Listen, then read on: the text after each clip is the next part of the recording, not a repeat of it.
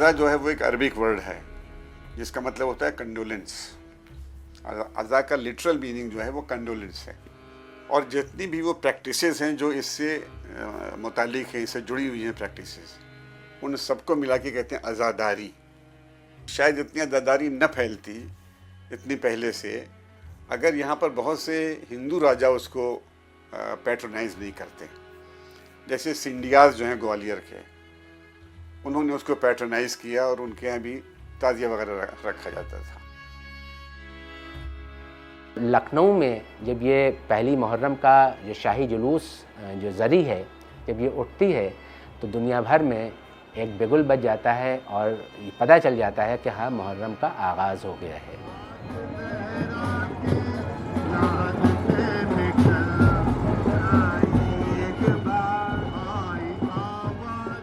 मुहर्रम जो है वो एक महीने के नाम है। जो इस्लामिक कैलेंडर है, लूनर कैलेंडर है इस्लामिक चांद के हिसाब से, तो जो 12 महीने हैं उसमें पहला महीने का नाम मुहर्रम है। चूँकि ये घटना जो है करबला की ये 10 मुहर्रम को हुई थी, तो उसको लोग कहने लगे मुहर्रम है, जबकि वो आशूर कहलाता। अशरा कहते हैं 10 को। पुकारत है जिब्रील को अलचर तुम ही।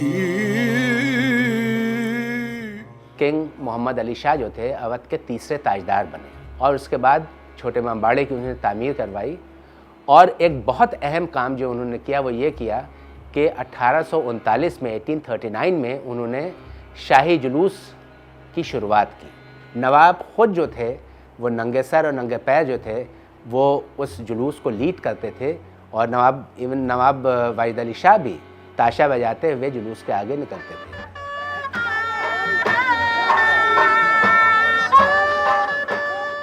ताज़िया जो है वो उसके बारे में कई लीजेंड्स हैं लेकिन जो सबसे पॉपुलर लीजेंड है वो तैमूर लंग से जुड़ी हुई है। जब तैमूर लंग यहाँ पर थे तो उनकी फ़ौज में कुछ शिया भी थे, काफ़ी फौजी, तो वो मुहर्रम में जाना चाहते थे वापस।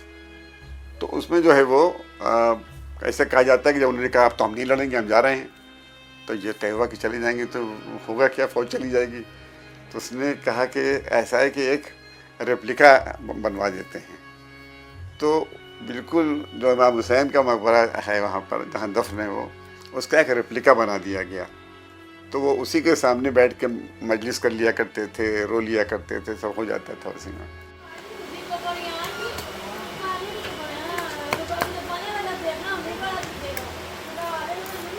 हमने अपने वालिद साहब का काम संभाल लिया। हम ये नहीं चाहते ये खाली मेरी तक रहे, हम चाहते इसको जितने हैं ज़्यादा से ज़्यादा सीख जाए।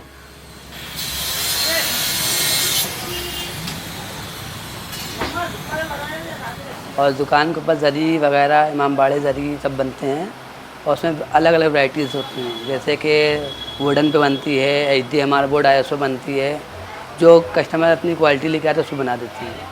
और इसमें गहवारे हैं, ज़री है, इमामबाड़ा है, मिंबर, जो अदारी रिलेटिव जितना भी होता है यहाँ सब बनाते हैं हम लोग।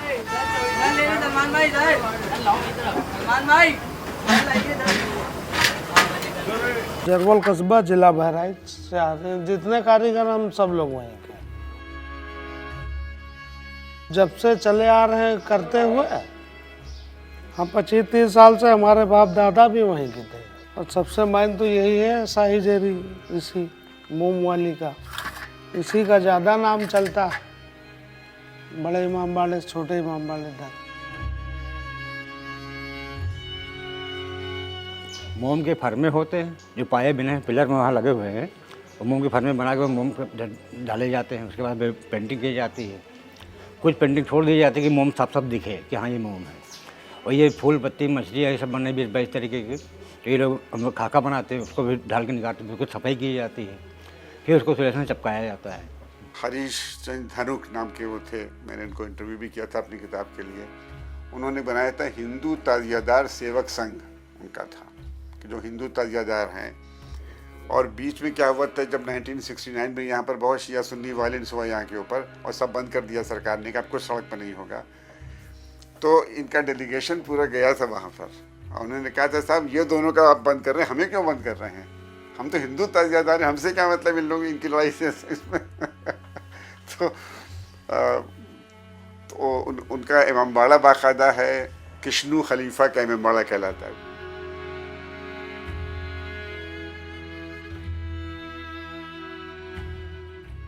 तो इमामबाड़े में आप देखिएगा सबसे अहम चीज़ जो होती है वो ज़री या ताज़िया तो होता ही है, उसके साथ ही साथ उसमें अलम होता है और पटके होते हैं। अलम जो होते थे वो हर कबीलों की निशानियां होते थे, चाहे जो भी हो वो सब लोग अलम लेके चलते थे और अलग अलग डिज़ाइंस और अलग अलग शेप के होते थे। जनाब अब्बास अलमबरदार का अलम वो उनके नाम से मंसूब किया गया, क्योंकि जिस वक्त हज़रत सकीना को प्यास लगी थी और उनके चचा जनाब अब्बास अलमबरदार वो अपना अलम लेकर मश्क में वो पानी लेने के लिए जब गए हैं नहर फ़ुरात के ऊपर, और फिर वहाँ पर उनके हाथ कलम कर दिए गए और फिर वो उनकी शहादत हुई, तो वो जो मश्क थी वो याद में आप देखिएगा कि जो जनाब अब्बास अलमबरदार का अलम होता है उसमें वो मश्क जो होती है वो अलम के उस पर टंगी हुई होती है। हमारे यहाँ ये अलम का काम समझ लीजिए पुश्तैनी काम होता आ रहा है, बाप दादा हमारे जैसे फादर करते हैं, इनके फादर भी करते थे, तब से समझ लीजिए ये हमारी तीसरी पीढ़ी है, तब से हमारा ये काम हो रहा है। साल भर अलम बनेंगे और समझ लीजिए मुहर्रम में दिख जाते हैं। कला है, एक लेगेसी है जो चल रही है, उसको नहीं चाहते कि वो लेगेसी ख़त्म हो। तो अगर खाली छड़ होगी तो वो डंडा ऐसा होगा, तो उसको भरने के लिए, उसकी खूबसूरती को निखारने के लिए उसको वो कंप्लीट करता है, तो उसमें छड़ होती है, छड़ में वो अलम ऊपर होता है, अलम में वो पटका होता है, फिर उसमें फरेरा होता है। और आपने अक्सर देखा होगा कि फरेरे अगर सफ़ेद हैं उसमें खून की छींटें, ऐसे लाल रंग की छींटें होती हैं जो कि याद दिलाती इमाम हुसैन अलैहिस्सलाम और उनके 71 साथियों की शहादत को। अलम के जो पटके होते हैं उसके ऊपर सेहरा होता है, तो सेहरा जो होता है हज़रत कासिम का सेहरा, जनाब अब्बास अलमबरदार का उनका जो अलम होता है उसके ऊपर भी ख़ास तौर से उस पर सेहरा जो है वो चढ़ाया जाता है। कभी कभी जो पटके होते हैं वो भी फूलों के ही होते हैं, गुलाब का या चंपा चमेली का, इस तरह के फूलों के पटके भी बनाए जाते हैं। तो इस तरह से पटका जो होता है वो उसके जो मतलब एक तरह से अलम को खूबसूरत बनाता है और उसमें एक रिचनेस देता है। पटके का काम होता है जिसके कारीगर ख़ास होते हैं, क्योंकि ये काम हर कोई नहीं कर सकता। ये बहुत बारीक और नफीस काम होता है जो बहुत ज़माने से हो रहा है। लखनऊ की ख़ास पहचान पटकों में ये है कि जरदोज़ी की बारीकी है वो आपको कहीं नहीं मिलेगी। बहुत लोग शायद वो पटके बनाते हैं, वो अब तो कंप्यूटर से बनाने लगे हैं, मशीन के लोग बनाने लगे हैं, मगर जो ख़ास लखनऊ की पहचान है वो जरदोज़ी।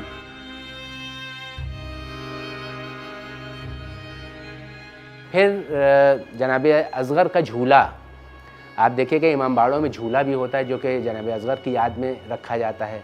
फिर ताबूत होते हैं, मिंबर होता है जो कि मिंबर रसूल होता है, जो अपना सरमन्स वो देते थे, तो वो मिंबर होता है। और कुरान शरीफ जो है वो ज़रूर हर इमामबाड़े में रखा जाता है। कल ही हुआ है, मैं आज अखबार में पढ़ रहा था, एक फ़ोटो देख रहा था उसकी, 72 शहीदों का ताबूत, यानी 72 ताबूत, 72 कॉफिन्स एक के बाद एक वो लाइन से बड़े इमामबाड़े से निकले। अब इतना एलिबोरेट तरीके से कहीं नहीं होता है। देखिए बहुत सी ऐसी ट्रेड्स हैं जिसको फ़रोग़ मुहर्रम की वजह से मिला है, चाहे वो हैंडीक्राफ्ट हो, उसमें जो सोने चांदी का काम होता था वो उसमें वो कारीगर जो होते हैं, लखनऊ अवध स्कूल इसमें तो होता ही था, बनारस का बहुत अच्छा काम होता था। उसके अलावा कश्मीर में भी ये काम काफ़ी अच्छा नक्काशी का होता था। फिर बंगाल में, कलकत्ता में, वहाँ बड़ा अच्छा काम होता था। फिर इसी तरह से जो आर्य जरदोज़ी का काम है वो लखनऊ, ये जितनी भी चीज़ें हैं, जितनी भी क्राफ्ट्स हैं, वो मुख्तलिफ़ शहरों में जहाँ से जो होते थे, क्योंकि ये एक सीट थी, फिर बाद में लखनऊ सीट हो गई थी, यहाँ पर दारुल सल्तनत लखनऊ हो गया था अवध एम्पायर का। तो अलग अलग जगहों के जितने भी क्राफ्ट्समैन होते थे, मुख्तलिफ़ फ़नून लतीफ़ा के जो लोग होते थे, उनको लखनऊ मधु किया जाता था और हर तरफ से वो लोग आते थे और आके यहाँ के ऊपर वो काम करते थे।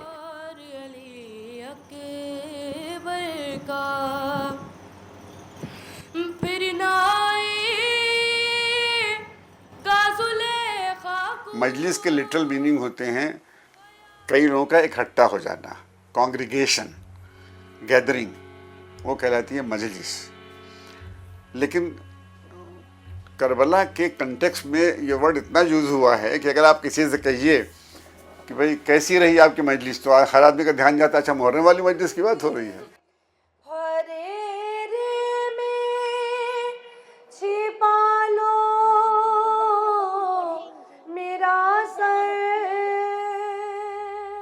शुरुआत जो हुई वो अदब रसाई से हुई, जो कि अरबी और फ़ारसी ट्रेडिशंस का हिस्सा था, पब्लिक ग्रीफ का हिस्सा था और पोइट्री का हिस्सा था, और वो वहाँ से चलते हुए किसी तरीके से हिंदुस्तान पहुँचा। और हिंदुस्तान पहुँचने के बाद वो पहले दिल्ली में आया, मगर सबको पता है सेक्टेरियन पॉलिटिक्स और पेट्रोनेज के लैक की वजह से the movement happened in Awadh, because यहाँ पे बहुत सारे लोग यहाँ पे इसलिए आए क्योंकि नवाबीन अवध ऐसे थे कि जिन्होंने इसे एक बहुत ही community driven non sectarian tradition बना दिया, जिसमें हर कोई मरसिया लिख रहा था। ना ही मुसलमानों का इसके ऊपर कोई सरमायादारी है और ना ही ये सिर्फ हमारा ट्रेडिशन है। मरसिया was far more community and communal driven.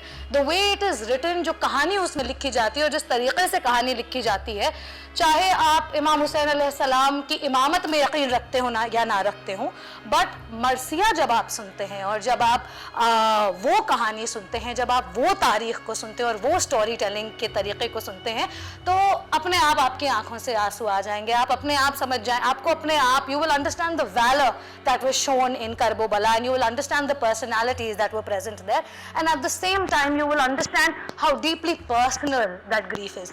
Marsiya was also a shift from how other kind of Urdu poetry was written. Like for example, ghazal में जो औरतें होती हैं ultimately became the subject of poetry writing, but Marsiya में उल्टा है, they are not just the subject but they are the Marsiya. It is a combination of beginning with a lot of valor and a heroic understanding and storytelling of what happened and ending in lament. जैसे जिनको वाक़या Karbala पता है, उनको पता है कि इमाम हुसैन अलैहिस्सलाम के भतीजे जनाब कासिम का अक़्द करबला में ही हुआ जब वो पहुँचे उन्हीं की बेटी के साथ, जनाब इमाम हुसैन की बेटी के साथ उनके भतीजे का अक़्द हुआ। तो वो जो मीर अनीस ने बयान किया है, तो उन्होंने वो ऐसा ब्याह बयान किया है, वो ऐसी शादी बयान की है जो that didn't exist in Arabic Persian culture. It is something that is very unique to Awadh. जैसे मेहंदी उठती है 7 मुहर्रम को, वो जो कासिम की मेहंदी के आने का जो बयान हुआ है मरसिये में, that is very unique to हमारे साउथ एशियन या सब कॉन्टिनेंट के ट्रेडिशंस। जैसे चंदन से मांग फूल से गोदी भरी रहे, दिस आइडिया कि चंदन से मांग भरी रहे did not exist in Arabic cultures. It is very very unique to Awadh. ये यहाँ की कहानी है। और आप देखेंगे, आप जब भी मरसिया पढ़ेंगे तो आप देखेंगे कि हर कोने कोने में अनीस और दबीर और बहुत सारे मरसिया लिखने वालों ने यहाँ के एलिमेंट्स का इस्तेमाल किया। यहाँ के फूल, कभी मोर की बात की है, कभी बेले की बात की है, कभी चंदन की बात की है। तो इस वजह से बहुत सारे एलिमेंट्स आपको यहाँ पे दिखेंगे मरसिये में, जो कि सब कॉन्टिनेंट के एलिमेंट्स हैं और यहाँ के तरीक़े हैं।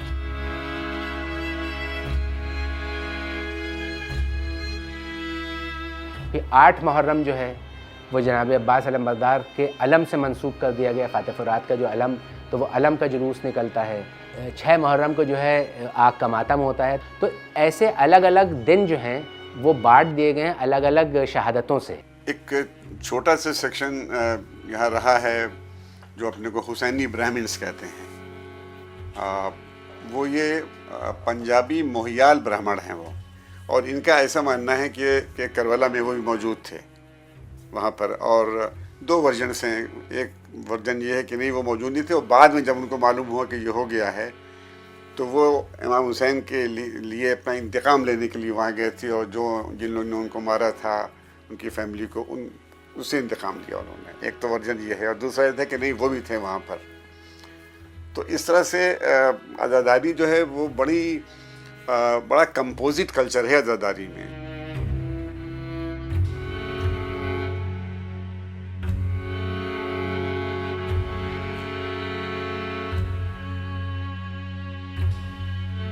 यहाँ का जो लिबास है, आप देखिए कि मुहर्रम में लोग आमतौर पर आप देखिएगा कि काला लिबास ही पहनते हैं।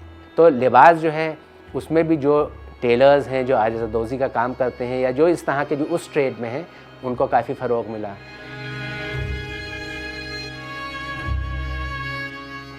लखनवी कुज़ीन जो है उसको भी मुहर्रम की वजह से बहुत ज़्यादा फ़रोग़ मिला, क्योंकि जो तबर्रुक है वो हर मजलिस में, हर जहाँ जिस घर में भी मजलिस होती है वहाँ पर तबर्रुक का ट्रेडिशन ये नवाबीन अवध के दौर से शुरू हुआ।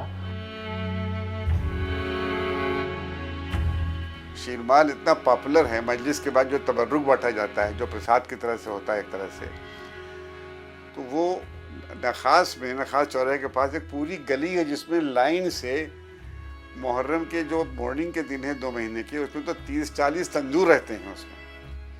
यानी बाकी जो शहर में छुटपुट तंदूर है वो अपनी जगह है, मतलब खाली वहीं पर एक जगह पर 30-40 तंदूर हो जाते हैं। एज एन एंथ्रोपोलॉजिस्ट जो मुझे बड़ी अच्छा देख के बड़ा अच्छा लगता है वो ये है कि उसमें खाली जो पूरा मुहर्रम का ये काम है, खाली उसमें शिया नहीं है उसके अंदर, इसमें डिफरेंट कास्ट और कम्युनिटीज़ का इन्वॉल्वमेंट है। तो एक तरह का ये कलेक्टिव उनका एक मॉर्निंग बन जाती है एक तरह से। तो मुहर्रम का बड़ा कंपोजिट कैरेक्टर है इस मामले में, though it is predominantly a Shia mourning occasion, लेकिन है सबका रोल उसमें कुछ ना कुछ।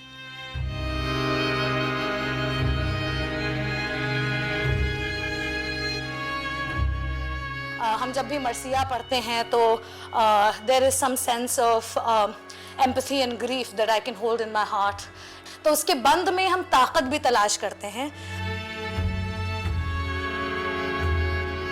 मैं इसीलिए बार बार कहता हूँ ये कि it is seen to be believed. आप जब तक देखेंगे नहीं आप अंदाज नहीं लगा सकते हैं उस इंटेंसिटी ऑफ मॉर्निंग का।